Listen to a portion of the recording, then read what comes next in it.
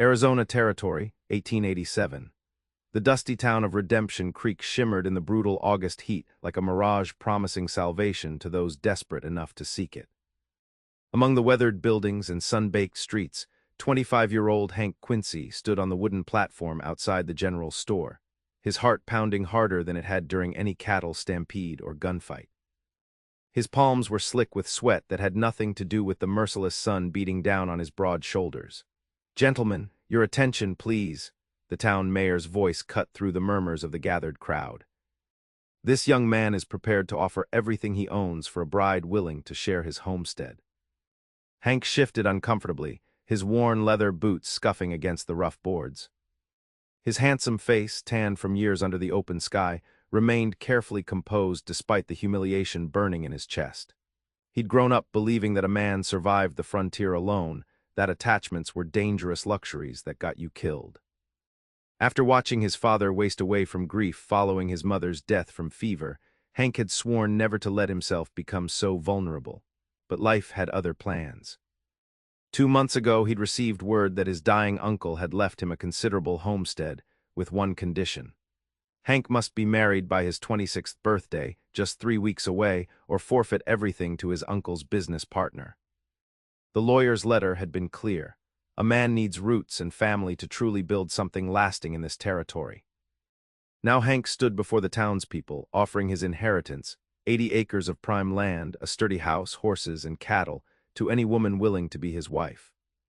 It went against everything he believed about keeping emotional distance, but he hadn't worked himself to the bone for years just to let this opportunity slip away. "The man's offering a fine property," the mayor continued, gesturing expansively.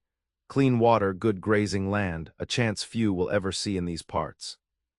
Hank scanned the crowd, noting the skeptical faces of the town's few eligible women. Most stood with protective fathers or brothers, eyeing him with suspicion. He was a stranger here, having arrived just a week earlier. In Redemption Creek, strangers were threats until proven otherwise. "I'm a hard worker," Hank said, finding his voice. "I don't drink much, don't cause trouble. The land is good, and I aim to make it better." The words felt hollow in his mouth, like he was selling a horse rather than proposing a life partnership. Silence greeted his declaration, then whispers rippled through the crowd. "Heard he used to ride with the Clayton gang. My cousin in Tucson says he killed 2 men. No decent woman would take such a risk." None of it was true, but frontier rumors spread faster than wildfire and were twice as destructive. Hank felt his chance slipping away with each murmured accusation. From the back of the gathering, a slight figure stepped forward, parting the crowd like water. Hank's breath caught in his throat as he took in the young woman moving purposefully toward the platform. She was Apache, dressed in a simple calico dress that had been carefully mended, her coal-black hair falling in a thick braid down her back. She couldn't have been more than 20 years old, and despite her steady advance, Hank noticed how the townspeople drew away from her. "I will marry this man," she announced in clear, accented English, her dark eyes meeting Hank's directly. A shocked murmur ran through the crowd. The mayor cleared his throat nervously. "Now, miss, this isn't really appropriate." "My name is Jacy Apachito," she continued, ignoring him completely. "I am a baptized Christian. I speak English. I can cook and I know medicines. I am not afraid of work." She stood tall despite being at least a head shorter than most of the men around her. "And I am willing." Hank stared at the young woman, finding himself unable to look away from her determined expression. This wasn't what he had expected, not at all. An Apache wife would bring complications he hadn't considered, prejudices he wasn't prepared to face. Yet something in her unwavering gaze spoke of a strength he instinctively recognized and respected. "Miss Apachito," Hank said carefully, stepping down from the platform to stand before her. "This is not a simple arrangement. It would be a legal marriage, binding in the eyes of the law and God." "I understand what marriage is," she replied, a flash of something, pride perhaps or defiance, crossing her features. "Do you?" Her directness caught him off guard. Around them, the crowd had grown uncomfortably quiet, waiting to see how he would respond to this unexpected turn of events. "Why?" he asked simply. "Why would you agree to marry a stranger?" Jacy's gaze didn't waver. "I have my reasons, as you have yours. We need not share them with all these people who would gladly see us both fail." She gestured subtly toward the watching crowd. Hank understood then. They were both outsiders here, he because of unfounded rumors, she because of her heritage. Perhaps that was reason enough to form an alliance, and he was running out of time and options. "Very well, Miss Apachito," he said, extending his hand formally. "If you're certain, I accept your offer." As her small hand clasped his, Hank tried to ignore the disapproving mutters around them. This arrangement would secure his inheritance, nothing more. He would maintain his emotional distance, keep the walls around his heart intact. This was business, not love, if only he could convince the sudden, treacherous leap of his pulse of that same fact. 3 days later, they stood before the traveling circuit preacher in the town's small church. The ceremony was brief, attended only by the required witnesses, the mayor and his wife, who had reluctantly agreed after Hank paid them handsomely.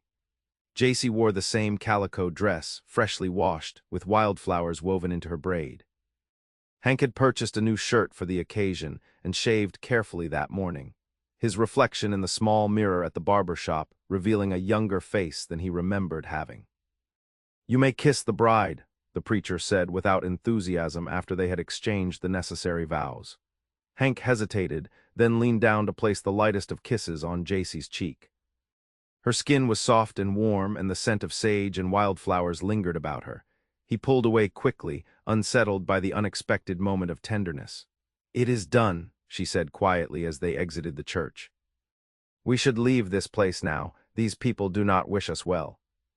Hank nodded, helping her into the wagon he had prepared for their journey to the homestead. He had already loaded their few belongings and supplies purchased from the general store. As they pulled away from Redemption Creek, he couldn't help but notice the curtains twitching in windows, the hard stares following their departure. "It's a day's ride to the homestead," he explained, keeping his eyes on the trail ahead. "We'll need to make camp tonight and continue at first light." Jacy nodded, sitting straight and tall beside him. "I have traveled farther with less comfort." The awkward silence stretched between them as the wagon rattled along the dusty trail. Hank found himself stealing glances at his new wife, wondering what thoughts moved behind those composed features. He had experienced few sustained interactions with Apache people, knowing them primarily through white settlers' tales of warfare and raids. Stories he had always suspected were exaggerated to justify their own violent actions. "How did you come to be in Redemption Creek?"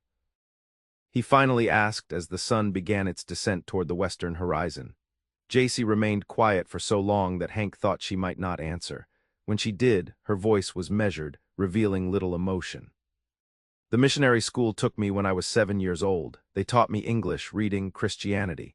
Her hands, folded neatly in her lap, tightened slightly. "When I was 16, the missionary's wife died, and he sent me to work for families in town. I have been cook, laundress, maid, but always separate, always watching my back." The simple explanation covered years of what Hank suspected had been tremendous hardship, yet she offered it without self-pity. "And your family?" he asked. "Dead." "Cavalry raid when I was 6. My grandmother hid me in a storage pit." She turned to look at him directly. "And yours?" "Father died when I was 17. Pneumonia, though the doctor said grief took him as much as the illness. Mother passed 2 years before that." Hank found himself adding, "He loved her too much to survive without her. It destroyed him." "And this is why you fear love," Jacy observed quietly. Hank's hands tightened on the reins. "I never said that." "You did not need to say it." She looked ahead at the trail. "It is in your eyes when you look at me, fear, not of me but of what might happen if you allowed yourself to care." Uncomfortable with her perception, Hank changed the subject. "There's a good place to camp just ahead, near a creek. We'll stop there for the night." As they made camp, Hank was surprised by Jacy's quiet efficiency. She gathered wood for the fire while he tended the horses, then prepared a simple meal from their provisions. They ate in silence as darkness fell around them, the crackling fire casting flickering shadows across their faces. "I will sleep here," Jacy said, indicating a spot near the fire but separate from where Hank had laid his bedroll. "Of course," he agreed quickly, relieved she hadn't expected more from their first night as husband and wife. "We should reach the homestead by mid-afternoon tomorrow." As he lay awake beneath the vast expanse of stars, Hank listened to Jacy's soft, even breathing. He had a wife now, a stranger who had tied her fate to his for reasons he still didn't understand. The reality of what he had done settled over him like the night's gathering chill. He had gotten what he wanted, a wife to secure his inheritance, but at what cost? What complications had he invited into his carefully guarded life? Morning dawned clear and bright, and they continued their journey in the same uneasy silence that had characterized the previous day. As promised, by mid-afternoon, the homestead came into view across a rolling meadow dotted with wildflowers and scrub brush. "There it is," Hank said, unable to keep the pride from his voice. Quail Ridge Ranch. The property exceeded even his expectations. The main house was substantial, built of sturdy logs and stone with a wide porch wrapping around two sides. A barn and several outbuildings stood nearby, and in the distance, a small herd of cattle grazed peacefully. A creek ran through the property, lined with cottonwood trees that provided blessed shade. Beside him, Jacy drew in a soft breath. "It is beautiful," she said simply. As they approached, Hank noticed a figure on the porch, an older man who raised a hand in greeting as they drew nearer. Hank tensed, one hand moving instinctively toward the rifle at his feet. "That must be Sela's," he explained, relaxing slightly. "The lawyer mentioned my uncle kept a foreman to manage things. He's expecting us." Silas Jeffers proved to be a weathered man in his 60s, with a limp from an old cavalry injury. His eyes widened slightly at the sight of Jacy, but to his credit, he masked his surprise quickly. "Mr. Quincy," he greeted, extending a calloused hand, "been expecting you." "Got everything ready as instructed." His gaze shifted to Jacy, and he nodded respectfully. "Ma'am." "This is my wife, Mrs. Jacy Quincy," Hank said firmly, using her new name for the first time and noting how strange it felt on his tongue. "Pleased to meet you, Mrs. Quincy," Silas said, tipping his hat. "I've prepared the house as best I could, though it might need a woman's touch. Your uncle wasn't much for comfort, Mr. Quincy." Hank helped Jacy down from the wagon, suddenly aware of how tired she must be after the long journey. "We'd appreciate a tour of the house, then we can see to the rest of the property tomorrow." As Silas led them through the house, Hank was impressed by its solid construction and ample size. 4 bedrooms, a spacious kitchen, and a comfortable sitting area with a stone fireplace dominated the main floor. His uncle's presence lingered in the sparse furnishings and practical arrangement of rooms. "I'll leave you folks to get settled," Silas said after showing them around. "I'm in the small cabin past the barn if you need anything. We can go over the ranch operations in the morning."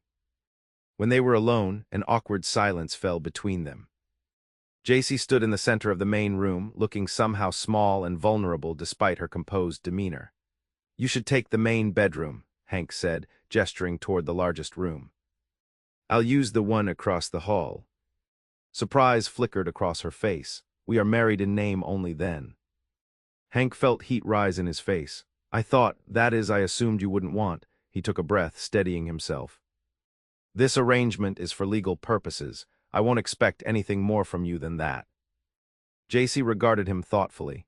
"Among my people, marriage is sacred. It joins not just bodies but spirits. But I understand this is different." She picked up her small bundle of belongings. "I will prepare our evening meal once I have freshened up." As she disappeared into the bedroom, Hank released a breath he hadn't realized he was holding. Whatever he had expected from this arrangement, the reality of Jacy's dignified presence made him acutely aware of his own shortcomings. She approached their unusual situation with a grace he wasn't sure he possessed. That night, after a simple but delicious meal of beans, cornbread, and dried fruit, Hank sat on the porch watching the stars emerge.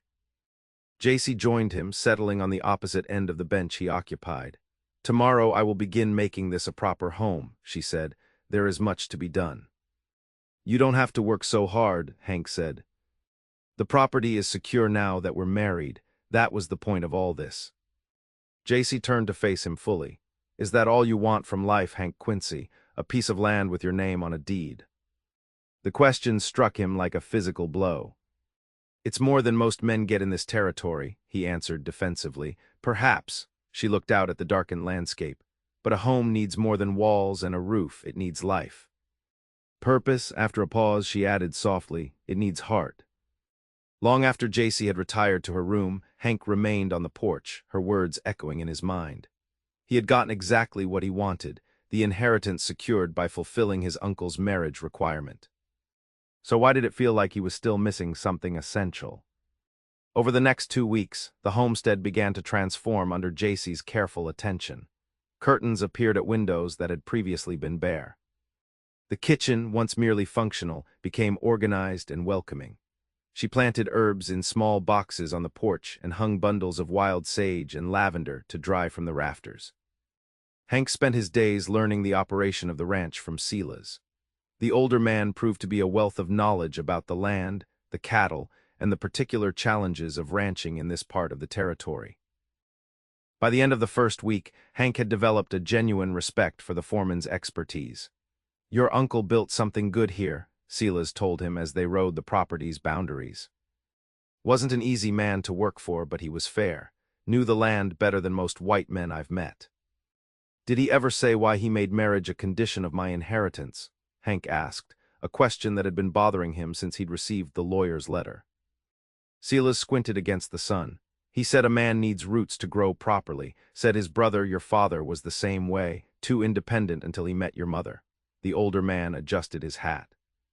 "After she passed, your uncle tried to get your father to bring you here, but he refused. Too proud, maybe, too lost in his grief." The information settled uncomfortably in Hank's chest. He had never known his father had been offered a chance to start over after his mother's death. Instead, the man had chosen to wither away slowly, taking odd jobs and moving from town to town with Hank in tow, a ghost of his former self. "Your uncle wanted to make sure you didn't follow the same path," Silas continued. "Figured a wife would give you something beyond yourself to live for," he chuckled.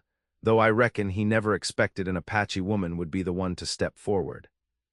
"She's a good woman," Hank said defensively, surprising himself with the quick response. "No argument here," Silas agreed easily. "Seen how she's fixing up the place. Got a good head on her shoulders, too. Yesterday she asked me about the medicinal plants that grow in these parts. Knows more about some of them than I do, and I've been here 15 years. That evening, Hank returned to the house to find Jacy kneading dough at the kitchen table, her sleeves rolled up to reveal slender forearms dusted with flour. The domestic scene struck him powerfully, this capable woman creating something from nothing, transforming raw ingredients into sustenance through knowledge and effort. "Silas says you've been asking about local plants," he said as he washed up at the basin by the door. Jacy nodded without pausing in her work. "I was trained in both Apache medicine and what the missionary's wife knew of Western remedies. It is good to understand what grows here." "My mother was the same way," Hank found himself saying. "She could identify any plant and tell you whether it would heal or harm you." The memory surfaced unexpectedly, his mother's gentle hands showing him how to crush certain leaves to make a poultice for bee stings. "She would have liked you, I think." Jacy looked up at this, her hands stilling in the dough. "That is a kind thing to say." "It's the truth." Hank moved to the stove where coffee was keeping warm. "Need help with anything?" Surprise flickered across her face. "You could set the table if you wish." They worked in companionable silence, and for the first time since their marriage, the evening meal felt less like two strangers sharing food and more like the beginning of something that might someday resemble a home. Later that night, a sudden commotion outside pulled Hank from sleep. He grabbed his rifle and moved quickly to the porch, where he found Silas already examining the fence of the small corral by lantern light. "Someone tried to run off the horses," the foreman explained grimly. "Cut the fence. Would have succeeded if your wife hadn't heard them and scared them off." Hank turned to find Jacy standing behind him, a shotgun held competently in her hands. She was dressed in a nightgown with a shawl thrown hastily around her shoulders, her long hair loose around her face. "I heard them whispering," she explained. "They did not expect anyone to be awake." "Did you see who it was?" Hank asked, fighting down the surge of protective anger that rose in his chest. Jacy shook her head. "Two men, that is all I could tell." Silas spat tobacco juice into the dirt. "Probably those troublemakers from the Dixon place. Been trying to push out smaller ranchers, force them to sell cheap." "We'll need to keep watch," Hank decided, looking at the damaged fence. "They might come back." "I'll take first watch," Silas offered. "You two try to get some sleep." As they returned to the house, Hank found himself acutely aware of Jacy's presence beside him. She had acted decisively to protect their property, showing courage where many would have hidden in fear. "Thank you," he said as they reached the door. You likely saved us from losing the horses." In the faint moonlight, he could see her expression soften. "This is my home too now," she said simply. "I will protect what is ours." Ours? The word lingered between them, charged with meaning neither was ready to fully acknowledge. Hank reached out impulsively, his hand lightly touching her arm. "You should get some rest." "I'll keep watch with Silas." "Wake me before dawn," she said. "I will take a turn then." Hank nodded, though he had no intention of waking her. As he watched her disappear into the house, he realized with startling clarity that his determination to maintain emotional distance was already failing. This woman, this stranger he had married out of necessity, was slowly becoming someone he admired, respected, and perhaps most dangerously, someone he could care for. The thought terrified him more than any midnight raiders ever could. The attempted horse theft marked a turning point in their relationship. The need to protect their property created a shared purpose that drew them closer, blurring the careful boundaries Hank had established. They began taking meals together regularly, discussing the day's work and plans for improvements to the ranch. Jacy accompanied him on rides to check the cattle, showing a natural affinity for horsemanship that impressed both Hank and Silas. One evening, about a month after their arrival at Quail Ridge, they sat on the porch watching a spectacular sunset paint the western sky in shades of gold and crimson. Jacy had placed 2 chairs closer together than they had been before, and Hank found he didn't mind the proximity. "The lawyer will visit tomorrow," Hank reminded her, "to verify that we've met the terms of the will." Jacy nodded, her profile serene in the fading light. "Should I expect questions?" "Most likely, he'll want to confirm this is a genuine marriage." Hank hesitated. "We've never really discussed what we'll say about our arrangement." "We will tell him we are building a life together," Jacy said matter-of-factly. "It is not untrue." Hank studied her face, searching for any hint of resentment or regret. "Are you happy here, Jacy, with this life we're making?" She turned to meet his gaze, her dark eyes reflecting the sunset's glow. "I have a roof over my head, work that has meaning, safety." A small smile touched her lips. "And a husband who treats me with respect. That is more than I dared hope for when I stepped forward in Redemption Creek." "But not love," Hank said, the word slipping out before he could stop it. Something flickered in her expression, a vulnerability she rarely allowed him to see. "Love is not something I expected to find in this life." The quiet admission struck Hank deeply. Despite their growing companionship, they had carefully avoided discussing deeper feelings, maintaining the pretense that theirs was merely a practical arrangement. Now, with that single statement, Jacy had opened a door between them that Hank wasn't sure he was brave enough to walk through. "When my father lost my mother," he said slowly, "it was like watching a man die while his heart still beat. He became a shell of himself. Couldn't eat, couldn't sleep, would wake screaming her name. The painful memories rose like ghosts in the gathering darkness. I was 14, watching the strongest man I knew destroyed by grief. That's when I decided love wasn't worth the cost." Jacy was quiet for a long moment. Then she reached across the space between them and placed her hand gently over his. "Your father's pain came from great love. Would you erase that love to spare him the pain that followed?" The question pierced him like an arrow, precise and unerring. "I don't know," he admitted. "My grandmother taught me that we are not meant to walk this world alone," Jacy said softly. "The Creator gives us others to share our journey. If we refuse this gift out of fear, we dishonor the life we have been given." Her hand remained on his, warm and steady. Hank turned his palm upward, their fingers intertwining in a gesture more intimate than any they had shared since their wedding day. They sat in silence as darkness settled fully around them, neither willing to break the fragile connection that had formed. Later that night, lying awake in his solitary bed, Hank confronted the truth he had been avoiding. He was falling in love with his wife. The realization both exhilarated and terrified him. What had begun as a marriage of convenience was becoming something far more dangerous to his carefully guarded heart.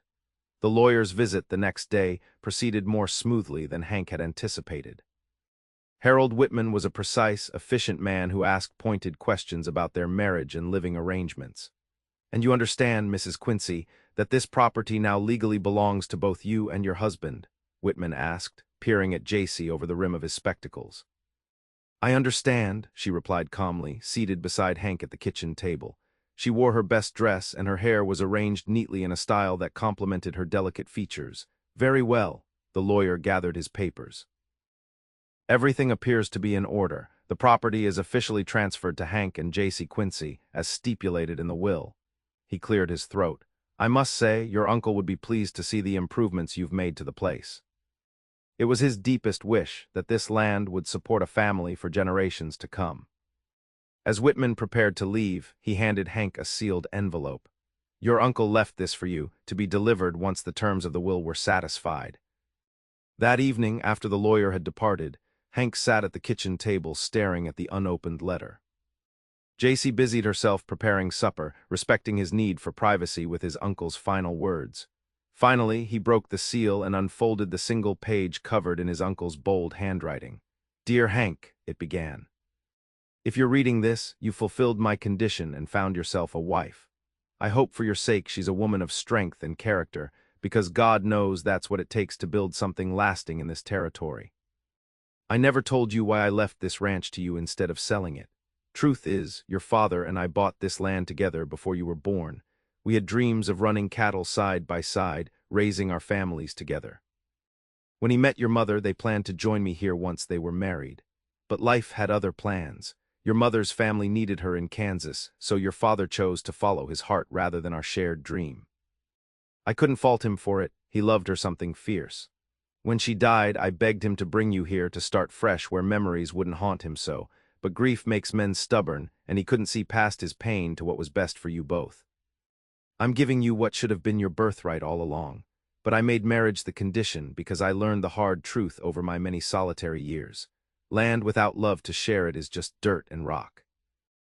A home needs a family to give it meaning.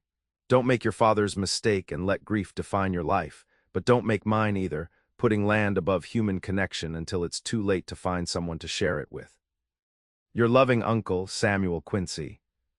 Hank set the letter down, his vision blurred by unexpected tears. All these years he had believed his father's wandering had been aimless, driven only by grief. He had never known there had been a place waiting for them, a chance at a new beginning his father had been too broken to accept. Hank, Jacy's voice was gentle as she placed a hand on his shoulder. Are you all right? Without thinking, he reached up to cover her hand with his own. He wanted us to have a real life here, a real marriage, a family. The admission cost him something, breaking down a wall he had maintained even in his own thoughts. Jacy moved to sit beside him, her eyes searching his face. And what do you want, Hank? The question hung between them, demanding an honesty he had avoided since the day they met. Looking into her eyes, Hank found he could no longer hide behind practicality or fear. I want to stop being afraid of losing what I haven't even allowed myself to have, he said hoarsely. I want to know if what's growing between us could be real. A small smile touched Jacy's lips. It is already real. The question is whether we have the courage to acknowledge it. Hank reached out slowly, his fingers brushing her cheek with a tenderness he had denied them both. I'd like to try if you're willing. Her answer came not in words but in the way she leaned into his touch, her eyes closing briefly at the contact. When she looked at him again, the openness in her gaze nearly undid him. We begin tonight, she said softly.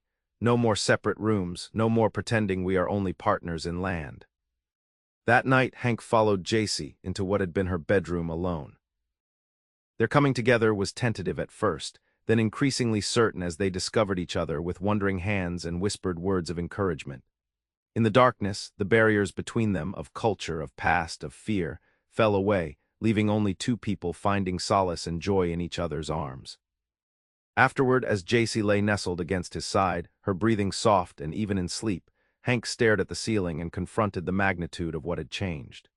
He had opened himself to the very vulnerability he had sworn to avoid, and instead of weakness, he found a strange new strength in the connection between them. He pressed a kiss to her temple and whispered, "Thank you for stepping forward when no one else would." Though she didn't stir, he felt somehow certain she heard him, even in sleep. The autumn brought cooler days and the hard work of preparing the ranch for winter.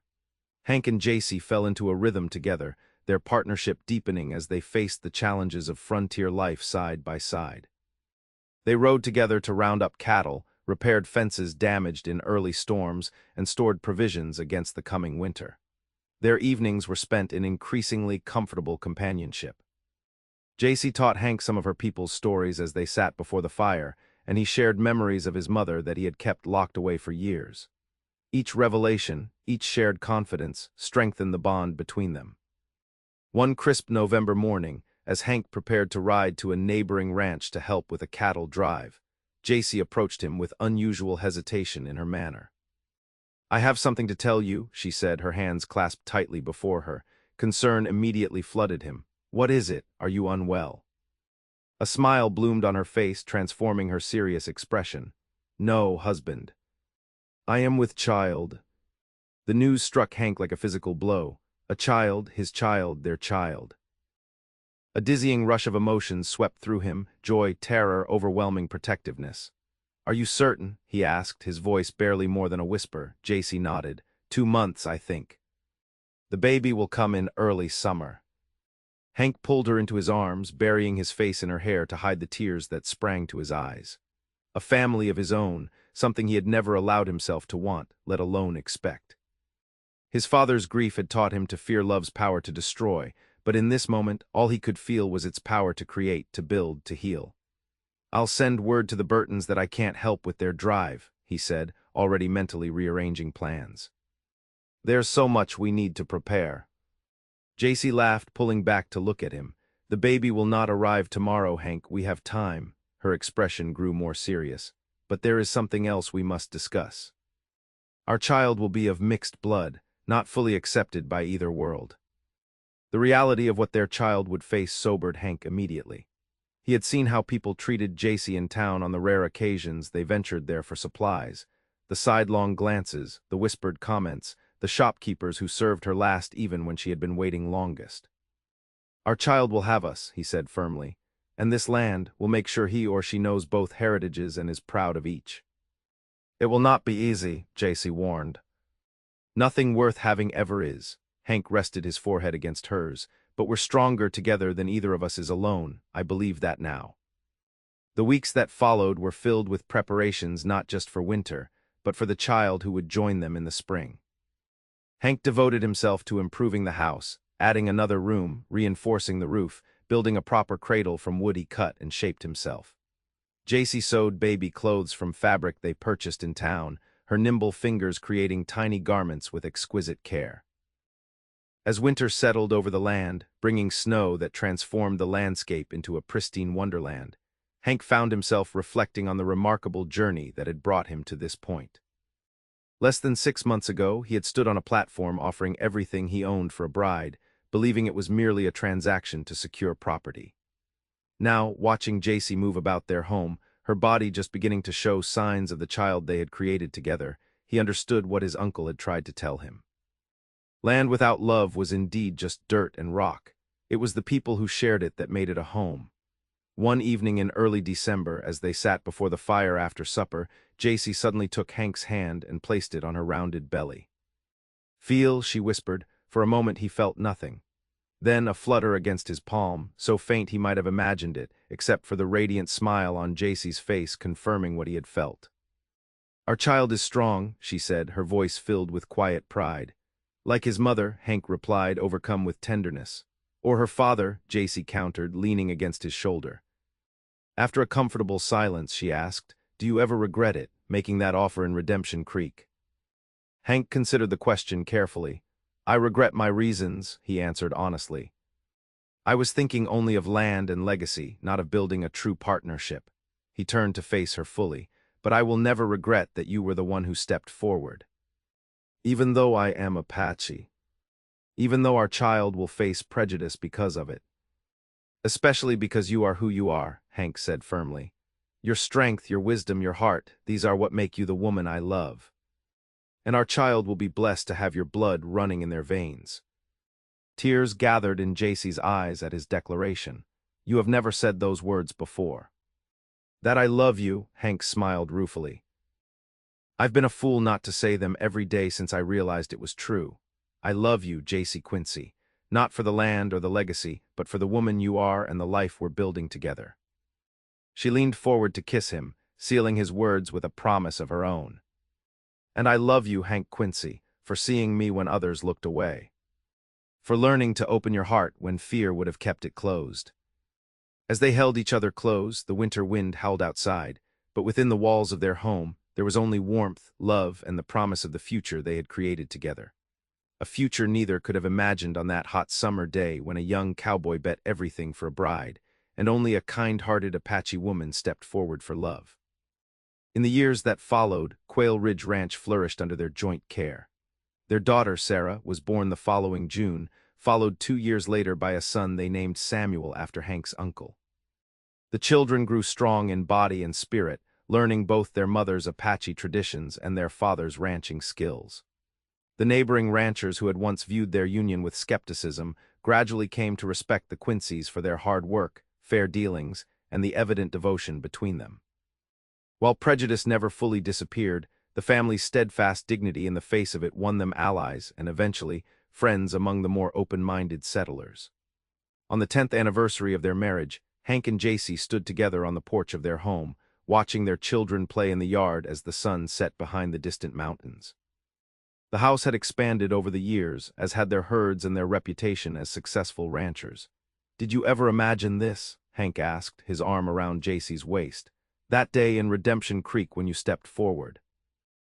Jacy leaned into his embrace, her face serene with the contentment of a woman who knows her place in the world and values it. "I hoped," she admitted, "but hope is not the same as knowing." "You were braver than I was," Hank acknowledged. "I was just trying to secure land. You were reaching for something more." "We found it together," she said simply. "The path matters less than where it leads." As their children's laughter rang out across the yard, Hank reflected on all the ways his life had been transformed by the woman beside him. His fear of love's power to destroy had been replaced by a deeper understanding of its power to build, to heal, to create something lasting from the raw materials of 2 separate lives. In the end, he hadn't just bet everything for a bride. He had won something far more valuable, a love that had taught him how to live fully, without fear, in the home they had built together on the wild frontier.